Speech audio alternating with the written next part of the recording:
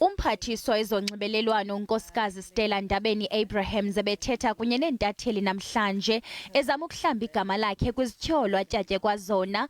Uthi izityholo zokuba wafak'uxinzelelo kwinkonzo yeli yeposi ezama ukuba ibe inkampani efunwa nguye enikwa iTender exabisa i-2.1 billion rand azinasihlahla.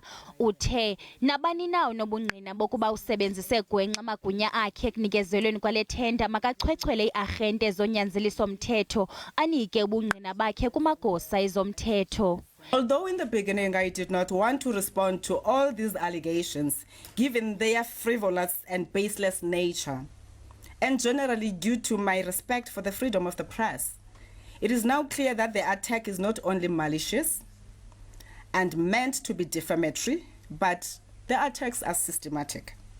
And it is for that reason that I have decided to take the opportunity of this platform to set the record straight. I wish to categorically state that all these allegations are baseless, unfounded, and devoid of any truth. Ephefumla ngokudendwa kwabasebenzi kwiziko losasazo iSABC, lo mphathiswa uthe iSABC mayithi thaca izicwangciso ezicacileyo kwaye uyikhuphe yatsola yokuba akakuxhasi kwaphela ukudendwa kwabasebenzi. As any responsible government, it is our responsibility that we make sure that we avoid getting people out of jobs. All we are saying, you cannot sleep and wake up and you want to just retrench people.